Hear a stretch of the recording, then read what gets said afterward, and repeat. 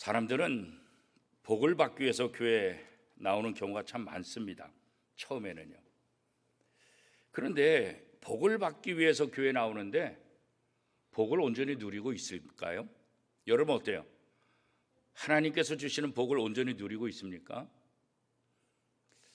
만약에 못 누린다고 한다면 하나님이 주시는 복을 왜 우리가 못 누리게 될까요? 하나님께서 분명히 성경 전체를 통해서 하나님의 자녀들에게 복 주시겠다 분명히 약속을 하셨거든요.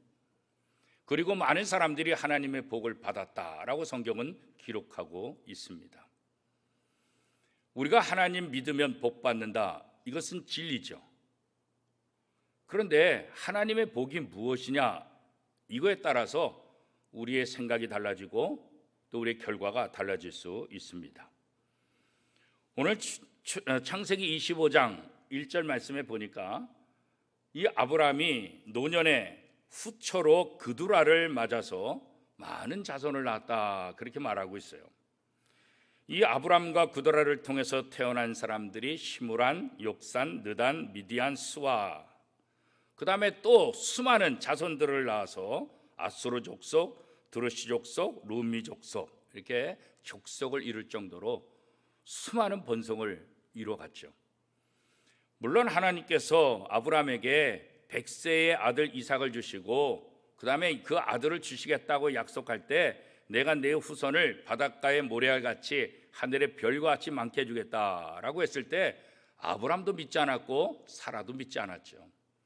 그러나 이스라엘의 역사를 쭉 지켜보면 이 하나님께서 약속하신 아브람의 후손이 점점 번져가는 그런 모습을 우리는 성경을 통해서 확인할 수가 있습니다. 오늘 본문에서도 이 아브람의 후손이 얼마나 많은지 그 족속을 이루는 것들을 보면 우리가 알 수가 있지요. 그런데 이 아브람의 자손으로 태어났다 할지라도 아브람의 자손이라고 불리는 사람은 딱 한 사람, 이삭밖에 없었어요. 그드라를 통해서 수많은 아들이 태어나고 그 아들들을 통해서 수많은 후손들이 태어났지만 성경 어디에도 그들이 아브람의 후손이다, 아브람의 자식이다, 이렇게 표현한 것이 거의 없어요. 아브람의 후손이라는 말은 결국은 이삭에게만 오직 사용되었다. 우리는 성경을 통해서 그렇게 알 수가 있습니다. 이 그두라를 통해서 태어난 모든 자식들은 결국 오늘 본문에도 보니까 나름대로 얼마의 재산들을 좀 주고 동방의 땅으로 다 보냈다. 그리고 오직 이삭에게만 이삭이 갖고 있는 모든 소유를 다 이어받을 수 있도록 허락했다, 그렇게 말씀하고 있어요. 오늘 예수 믿는 성도들의 특권이 뭘까? 여기서 우리는 우리 성도들의 특권이 무엇인지를 다시 한번 생각해 볼 수 있어요. 이 땅에서 우리보다 잘나고 우리보다 똑똑하고 우리보다 훌륭한 사람들이 얼마나 많은지 몰라요. 그러나 그럼에도 불구하고 하나님은 예수 그리스도 안에서 예수 그리스도를 구주로 고백하는 그 사람만 하나님의 자녀라고 부르고 있다는 거예요. 물론 이 땅에 있는 모든 사람들이 하나님의 자녀일 수 있죠. 그러나 그들을 다 하나님의 자녀들이라고 말하지 않고 세상이라고 말하고 있다. 오직 예수 그리스도를 구주로 고백하는 사람들에게만 하나님의 자녀라고 말하고, 우리가 잘 아는 대로 요한복음 1장 12절, 영접하는 자 곧 그 이름을 믿는 자들에게 하나님의 자녀가 되는 권세를 주셨으니, 이 권세라는 말은 특권이라는 말과 같은 거잖아요. 누구에게 하나님의 자녀라는 이름, 이 특권을 주셨다고요? 예수 그리스도를 영접하는 사람에게만. 왜 하나님이 아브라함이 후처를 얻고 수많은 자손들 후손들이 있지만 그들에게 아브라함의 후손이라고 하지 않고 오직 이삭에게만 아브라함의 후손이라고 그랬을까? 이삭만이 하나님의 약속에 의해서 태어난 아들이기 때문에 그런 거예요.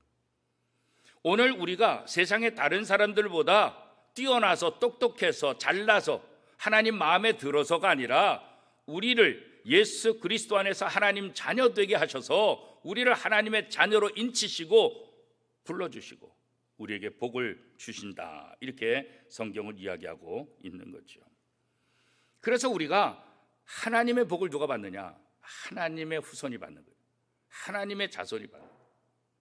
그도라를 통해서 태어난 수많은 자손들이 있지만 그들에게는 약간의 재산들을 나눠줬을 뿐 진짜 아브라함이 소유하고 있는 모든 재산들은 누가 가진 거예요? 바로 이삭에게로 갔다는 사실을 우리가 기억해야 돼요. 오늘 우리는 예수 그리스도를 통해서 하나님의 자녀가 된, 예수 그리스도를 통해서 우리가 하나님의 자녀가 됐다는 말은 뭐겠어요? 하나님의 약속대로 이루어진 거예요. 우리가 하나님의 자녀 되겠다고 발버둥 쳐서 하나님의 자녀가 된 것이 아니라 누구든지 예수 그리스도를 믿으면 하나님의 자녀가 되게 해준다는 이 하나님의 약속, 이 약속 때문에 저와 여러분이 하나님의 자녀가 된 거예요. 이 약속으로 인해서 우리는 구원받았고 이 약속으로 인해서 우리는 하나님 앞에 복을 받은 사람이다, 이렇게 얘기할 수 있죠. 그런데 하나님께서 주시는 복을 우리가 단지 세상적 물질적 복으로만 제한해서는 안 된다는 거예요. 물론 우리는 지금 우리 눈앞에 보이는 세상적인 복, 물질적인 복, 이게 최고고 이게 너무 좋은 거죠. 그래서 눈에 보이는 그 복이 진짜 복이라고 우리는 생각하는 거고, 그런 사람들을 하나님께 복 받았다 이렇게 얘기하잖아요. 세상에서 성공한 것. 물론 그것도 맞는 말이지만 그것은 하나님이 우리에게 주시고자 하는 복의 그림자에 불과하고 일부분에 불과한다.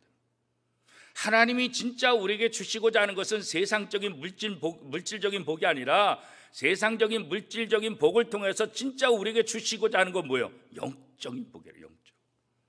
내가 하나님의 자녀가 되었다고 하는 이 자부심, 성령 안에서, 예수 그리스도 안에서 하나님의 모든 복이 내게 주어졌다는 이 사실을 믿어야 됩니다. 오직 이삭에게만 아브라함의 모든 복이 다 전수된 것처럼 하나님의 자녀인 저와 여러분에게 하나님의 모든 복이 우리에게 주어졌다는 사실을 이거 믿어야 되는 거예요. 그런데 우리는 이걸 잘 믿지 않는 거예요. 아까 우리가 찬송 부른 대로 받은 복을 세어보아라.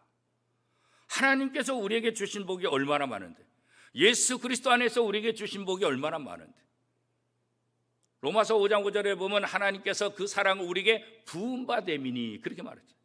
하나님께서 우리에게 베풀어 준 사랑은 조금이 아니라 한 바가지가 아니라 완전히 다 부었다는, 이거 뭐예요? 다 줬다는 거, 다 줬다는 거. 하나님의 모든 거 다 준 거예요. 아들을 주시니가 주시지 않을 것이 뭐냐? 아들의 생명을 우리에게 주신 분이 우리에게 뭘 안 주시겠어요? 뭐가 우리에게 아깝겠어요? 그렇죠? 하나님은 하나님의 모든 것을 우리에게 주셨다는 거예요. 이 받은 복, 이것을 우리가 받아들여야 돼요. 이 복이 얼마나 대단한지 이거 알아야 되는 거예요. 그런데 우리는 이 복을 복으로 생각하지 않는 거예요. 굴러온 복을 발로 찬다, 이런 말이 있잖아요. 그죠? 왜 발로 차겠어요? 복인지 모르니까. 예수 그리스도를 통해서 우리가 하나님의 자녀가 되었다는 이 복이 얼마나 놀라운 복인데, 이걸 째째하게 시시하게 생각하고 우리 눈에 보이는 현실적인 물질적인 세상적인 그런 것만 복으로 착각하니까, 그런 거 있을 때만 복 받았다 생각하기 때문에 하나님이 주시는 복을 우리가 제대로 누리지도 못하고, 그래서 하나님으로부터 나는 복 받지 못했다, 이런 얘기를 하고 있다는 거죠. 정말로 많은 사람들이 하나님 앞에 복을 구하는데 더 많은 복을 얻기를 원하지요. 왜 그러겠어요? 하나님은 성경을 통해서 복 주시는 분이시다. 하나님께서 아담과 하와를 창조하시고 제일 먼저 하신 일이 뭐예요? 그들에게 복 주시되. 그러니까 하나님은 처음부터 그들에게 복 주시기 위해서 에덴 동산을 만드셨고, 그들에게 복 주시기 위해서 모든 것들을 다 준비하셨다고 말씀하고 있지 않습니까? 예수 그리스도 안에서 우리에게 주어진 이 복, 이 복이 얼마나 대단한 것인지 이것을 알아야 되는데 이걸 모른다는 거예요. 왜 모를까요? 우리가 성경을 잘 모르기 때문에 그런 거죠. 가장 중요한 것은 하나님이 주시는 복을 아까 얘기한 대로 현세적인, 물질적인, 세상적인 복으로만 생각하기 때문에 하나님의 복을 우리가 잘 모르는 거예요. 그리고 이 복은 성령 안에서 주어진다는 사실을 우리가 모르기 때문에 그런 거예요. 이 복은 우리의 노력으로 얻어지는 것이 아니라 성령을 통해서 우리에게 주어진 이 복들, 그잖아요. 우리가 복을 누리는 것도 마치 세상적으로만 생각하기 때문에 이 복을 누리지도 못하고 이 복에 내게 왔다 할지라도 이것을 깨닫지도 못하고 오해하게 된다는 거죠. 그러니까 우리가 신앙생활하면서 물론 처음에는 세상의 복을 받기 위해서 예수를 믿기 시작했지만 시간이 지나면 지날수록 이 세상의 복이 문제가 아니라 이 복을 주시는 하나님을 바라보고 그 하나님의 은혜를 생각하는 거죠. 그런데 처음에는 이 세상적인 복을 얻으려고 나왔는데 신앙이 점점 깊어지고 오랜 세월이 지났는데도 여전히 세상적인 복을만 추구하는 그런 신앙생활을 한다. 이건 어린아이 모습이죠. 여전히 어린아이 모습. 성숙한 신자들의 모습이 아니라는 거죠. 그저 세상적인 복을 그것만 있으면 좋아하고 그것만 얻으려고 하는 것. 그것은 마치 어린아이가 우유만 먹는 거죠. 10살이 돼도 엄마가 우유 먹여주기를 원한 거죠. 10살이 되어도 엄마가 목욕시켜주기를 원하는 거죠. 10살이 되어도 엄마가 옷 입혀주기를 원하는 거죠. 자기 스스로 무엇을 하려고 하지 않아요. 영적인 어린아이들, 그게 바로 성숙하지 못한 사람들의 모습이라고 성경은 우리에게 얘기하고 있지 않습니까? 정말 우리가 추구하는 복은 뭘까? 바로 영적인 복이라는 거예요. 이 영적인 복이 우리에게 얼마나 대단한 것인지 아는 것, 믿음과 성령을 통해서 이 신령한 복이 우리에게 주어졌다는 것을 알고 이 신령한 복을 우리가 마음껏 누리며 살아가는 것, 이게 바로 신앙생활이라는 거예요. 왜 신앙생활에 재미가 없을까? 왜 신앙생활에 즐거움이 없고 왜 신앙생활에 힘들까? 그건 다 현세적이고 물질적인 복만 추구하기 때문에 그런 거예요. 아까 우리가 찬송 부른 것처럼 주님과 늘 동행하는 것, 주님과 한 걸음 한 걸음 걸어가는, 이게 얼마나 놀라운 복인가. 주님과 함께 할 때 모든 문제가 다 사라지기 때문에 그렇잖아요. 여호와는 나의 목자시니 내게 부족한 것이 없으리로다. 하나님이 나의 목자가 됐다는 거, 이게 얼마나 놀라운 복이겠어요. 하나님이 나의 목자가 되기만 하면 내 모든 문제들을 그 목자가 해결해 주니까, 내가 해결하려고 하니까 못하는 거지. 내가 해결하려고 하니까 없다고 생각하는 거지. 한계에 부딪히는 거지. 내 목자이신 그 주님께 맡긴다고 한다면, 그 주님이 이 모든 문제를 해결해 주실 목자라고 내가 믿는다고 한다면 내가 편안하게 쉴 수 있고, 그게 바로 다윗의 모습 속에서도 나타나는 것 아니겠어요? 아브라함이 175세를 살고 죽었다. 그리고 자기 열조에게로 돌아갔다. 그렇게 말씀하고 있잖아요. 아브라함이 죽었으니 아브라함에게 하신 약속은 끝났을까요? 아니, 끝나지 않아요. 하나님은 아브라함에게 약속하셨지만 아브라함이 175세에 죽었다고 해서 아이고 내 복의 통로 아브라함이 죽었으니까 내 약속은 여기서 끝이다, 이렇게 말씀하지 않았어요. 하나님은 그 아들 이삭에게, 하나님은 그 아들 야곱에게, 그 아들 요셉에게, 이스라엘 공동체, 하나님의 언약은 아브라함이 죽었다고 해서 끝나지 않아요. 그의 후손들에게 계속해서 그 언약을 성취하는 거예요. 그래서 그 언약에 그 신실하신 약속을 지키시는 그 하나님의 은혜 때문에 오늘 그 언약의 우리가 주인공이 된 거 아니겠어요? 그렇죠? 아브라함에게 약속했으니까 아브라함이 죽은 끝이다. 그럼 오늘 우리는 무슨 의미가 있겠어요? 그렇죠? 아무런 의미가 없는 거 아니겠어요? 하나님은 영원하신 분이기 때문에, 하나님은 신실하신 분이시기 때문에 하나님이 하신 약속은 영원토록 지키시는 거예요. 그게 우리에게 은혜가 되는 거예요. 이스라엘 백성들이 그렇게 하나님 떠나고 우상 숭배하고 못된 짓 하고, 그래도 하나님 왜 이스라엘 백성을 끝까지 보호하세요? 아브라함하고 약속했기 때문에 그런 거예요. 그들은 몰라서 하나님을 배반하고 우상 숭배할 수 있을지 모르지만 하나님은 아브라함과의 약속 때문에 그들 백성에게 끝까지 은혜를 베푸시는 거예요. 끝까지 그 약속을 지키시는 거예요.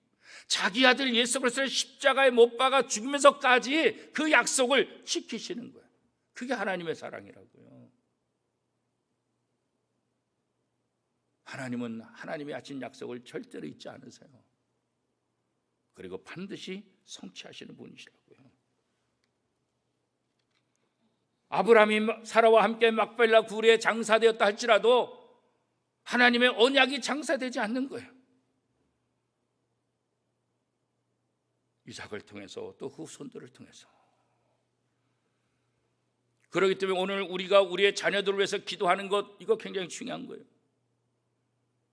내가 우리의 자녀들을 위해서 기도하고 우리 나라를 위해서 기도하고 우리의 교회를 위해서 기도하는 것, 이거 왜 중요할까요?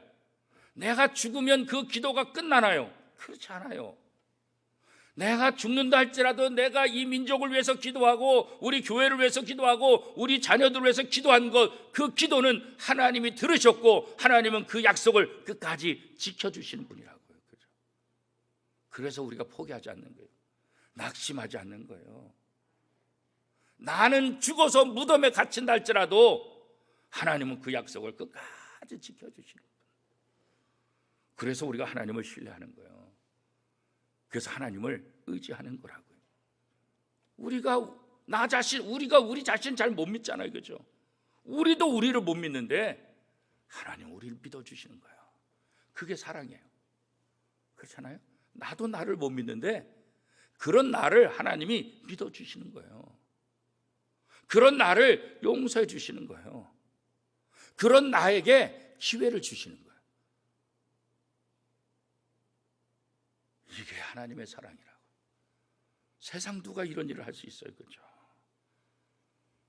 하나님이 하나님의 자녀들에게 주시는 복은 변치 않는 언약, 변치 않는 언약이에요.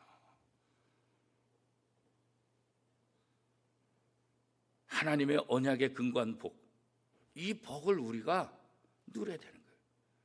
이 복을 받아야 되는 거예요. 그냥 우리의 세상적이고 우리의 욕심적인 그 복이 아니라 하나님의 언약에 근거한 복, 그 복이 내게 있음을 믿어야 되고 그 복을 내가 구해야 되고 그 복을 붙잡고 우리가 살아가야 되는 거예요. 아브라함이 하나님의 약속을 믿고 하나님을 바라보며 살았던 것처럼 우리는 우리의 주인 대신, 우리의 구주 대신 예수 그리스도 그분을 바라보며 살아가는 거예요. 믿음의 주여 온전케 하시는 예수 그리스도 그분이 나의 푯대라고 사도 바울이 고백한 것처럼 내가 이 땅에 살아가면서 우리가 바라봐야 될 것은 바로 그 예수 그리스도, 그 예수 그리스도의 십자가, 그 십자가를 통해서 내 모든 죄가 용서함 받았다는 이 사실, 이거 믿어야 돼요. 그 십자가를 통해서 하나님과 맡겼던 담이 허물어지고 예수 그리스도의 부활을 통해서 우리가 다시 주님의 영광의 부활에 참여할 것을 믿는 거죠. 믿는 거죠. 그래서 우리가 신앙생활을 한다는 것은 내 지식을 믿는 것도 아니고 내 어떤 목표를 믿는 것도 아니라 하나님의 언약, 이 성경, 이 성경을 통해서 하나님께서 우리에게 주신 언약, 언제나 우리의 모든 근거는 이 언약이 돼야 된다. 요즘 대통령 선거하는 모습 속에서 사람들이 막 이렇게 저렇게 얘기하잖아요. 그죠? 물론 세상 사람들이 이렇게 저렇게 얘기할 수 있죠. 믿는 사람들도 내가 지지하는 사람이 있어요. 그런데 자꾸 성경의 근거를 가지고 이상하게 얘기하면 안 되는 거예요. 나는 누굴 내가 보니까 이 사람이 나, 내가 보니까 나는 이 사람이 나. 그건 자유잖아요. 그걸 또 누가 뭐라고 할 수 없어요. 그런데 문제는 교회 지도자들이 성경을 어줍지 않게 이용해가지고 어줍지 않은 해석을 통해서 자기가 지지하는 사람이 하나님의 뜻이다, 하나님의 사람이야. 이건 우리가 경계해야 되는 거예요. 얼마든지 내 좋아하는 사람을 표현할 수 있지만 자기 마음대로 성경을 이렇게 저렇게 그렇게 해서는 안 되는 거예요. 특별히 목회자들이 더 그렇죠. 여러분들도 앞으로 한 달 동안 수많은 이 대선 문제 때문에 가족을 만나든 뭐를 만나든 수많은 얘기를 할 수 있죠. 그렇죠? 그런데 성경을 근거로 얘기하면 안 돼요. 그냥 정치는 나는 그래도 둘 중에 이 사람이 더 낫겠다, 그냥 그렇게만 얘기하세요. 자꾸 성경을 근거로 해서 하나님의 뜻이 어떻다고 이렇게 하는 건 우리가 조심해야 돼요. 우리가 근거를 두는 건, 우리가 믿음의 근거를 두는 건 이 하나님의 언약의 약속이죠. 그렇죠?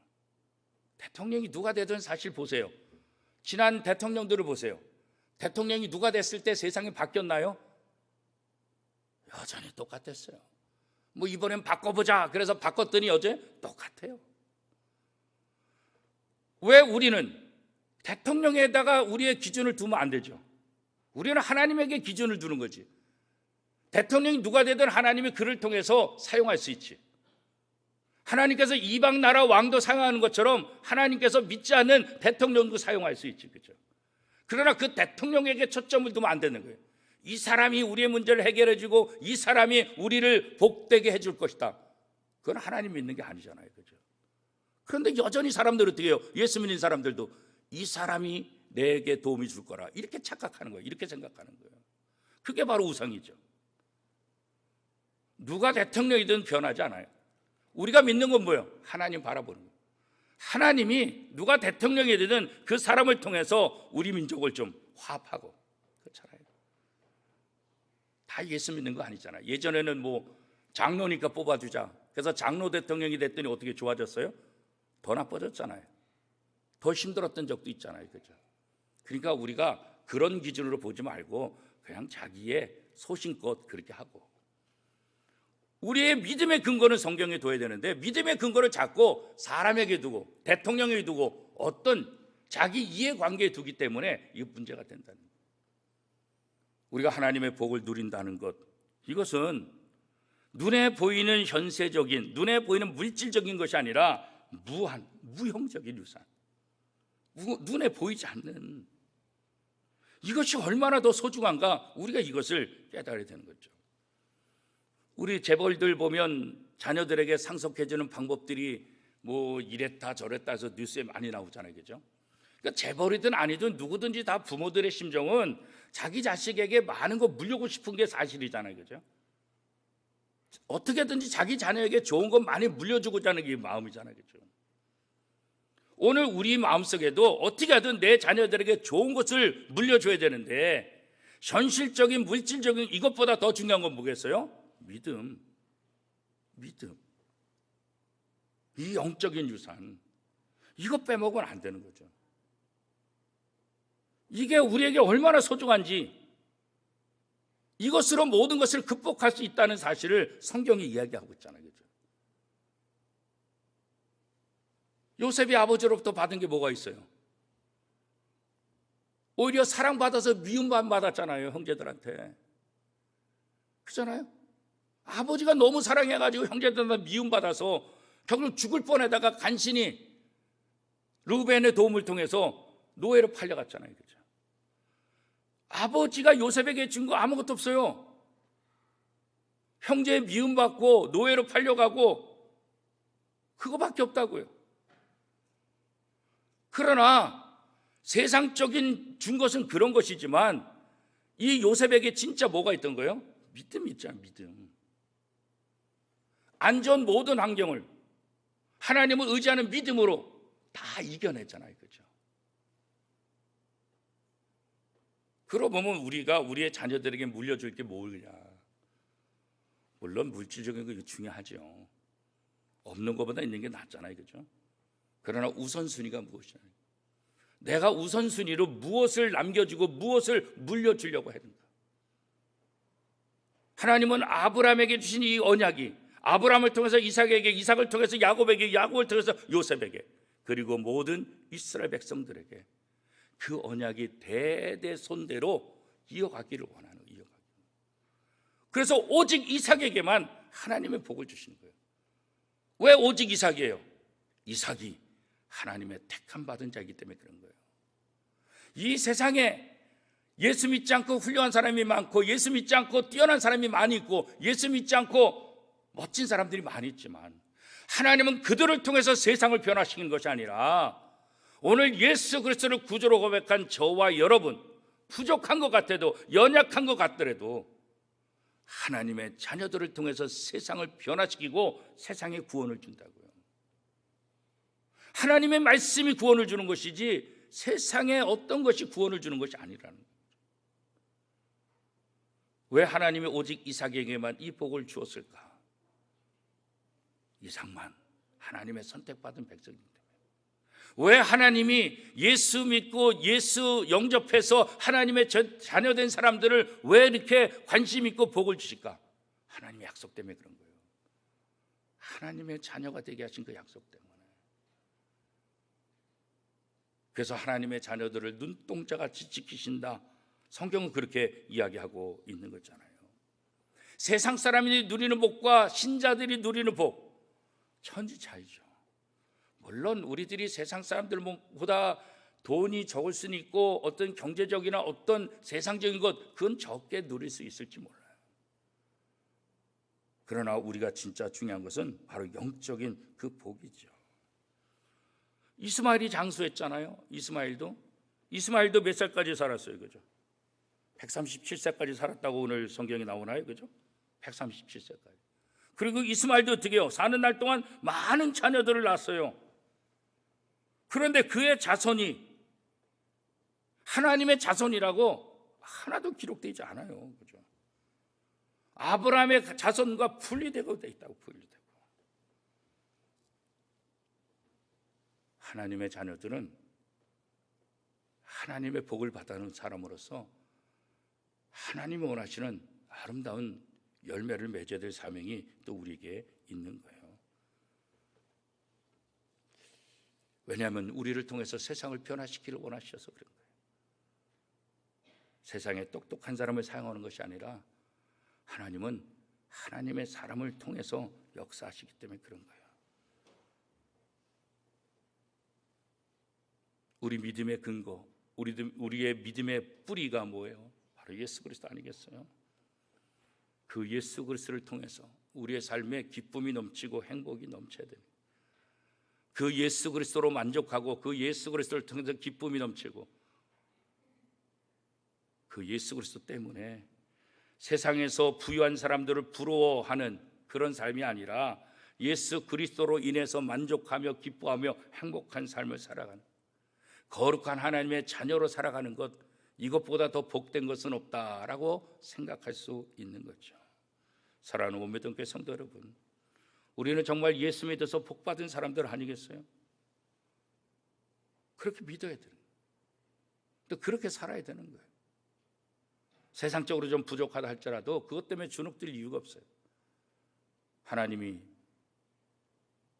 나의 하나님 되시고 하나님이 나의 목자 되어주시고 예수 그리스도 나의 주인이 되어주셔서 언제나 나와 함께 하신다, 나를 도우신다. 오직 이삭에게만 하나님의 복을 주신 것처럼 예수 그리스도를 구주로 고백한 사람에게만 하나님의 자녀의 권세를 주셔서 하나님의 복을 우리에게 쏟아 부어 주신다는 사실을 기억하고 이번 명절을 지나면서 다시 한번, 새해를 맞이하면서 다시 한번 이 믿음으로 날마다 승리하는 저와 여러분의 삶이 될 수 있기를 축복합니다.